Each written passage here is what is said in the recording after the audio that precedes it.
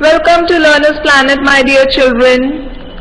Children, in today's session we will study about adaptations, how animals survive. So children, this is session 2 about adaptations. In the previous session we studied about the types of animals, in which we studied about the animals without a backbone and with a backbone, under which we studied the smaller groups of animals that were fish, amphibians and reptiles. And now we will continue this in this session. So children, we will start with the birds. So children, these are such animals, or we can say that they are categorized under the animals with a backbone. So they are called as vertebrates. So children, birds have a very light body and they are covered with feathers. Children, they have 2 legs, as you can see here in this picture. So children, always remember that birds have a very light body and they are covered with beautiful feathers. Different birds have different kinds of feathers. So children, here you can see that they have 2 legs, right? And they have wings that help them to fly very high in the sky. Right? So always remember that the birds have a light body, they are covered with feathers, they have 2 legs and they have wings that help them to fly in the sky, as you can see here in this picture. Right? These birds are flying. Why? Because they are able to fly with the help of wings. Wings help them to fly. So let's see some examples. Yes. For example, vulture.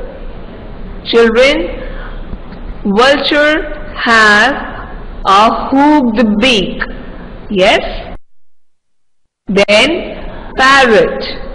Then crows, pigeon, eagle, Sparrow. So all these are examples of the birds which have wings that help them to fly and they are all covered with feathers. But children, there are some birds that cannot fly. Right? So let's see which are those birds that cannot fly.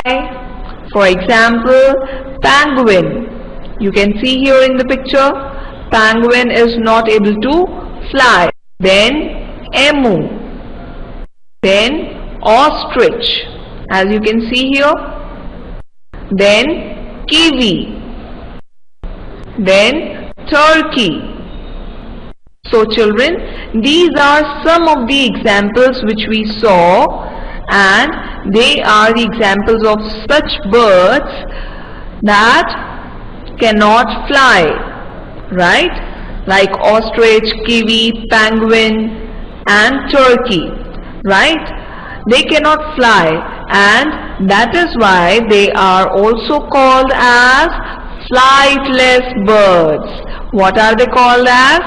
Flightless birds. Why they are called as flightless birds? Because they are not able to fly.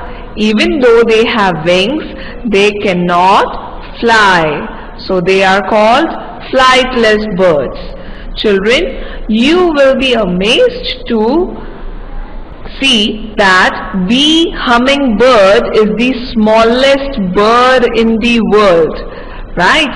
And hummingbirds have the unique ability to hover while feeding. And they beat their wings around 90 times per second, and they are also able to fly backwards also. So bee hummingbird is a very unique bird, and it is the smallest bird in the world, right? So I hope that you are clear with this category, that is bird. Now we will study about mammals. Children, these are also animals that that have a backbone, and they are called as vertebrates. So children, this is a group of animals that give birth to babies, right? And they also have bodies with hairs. So their bodies have hair, and the mothers suckle their young ones, right? What do you mean by suckle? Yes, to allow to suck milk. So mothers allow to suck the milk for their young ones, right? So these are the group of animals that give birth to babies, and their bodies have hair, and the mothers suckle their young ones. So the young ones of these animals, or this group of animals that are called mammals, are able to suck the milk from their mother. And we can also say that most mammals breathe through lungs, and they have 4 limbs. So we will see some examples of mammals. For example, donkey, then horse, then cow, then cat, dog, rhinoceros, elephant, giraffe, human being. So children, we saw some examples of mammals. Mammals means the group of animals that give birth to babies, and we human beings also give birth to babies. So we are also categorized under mammals.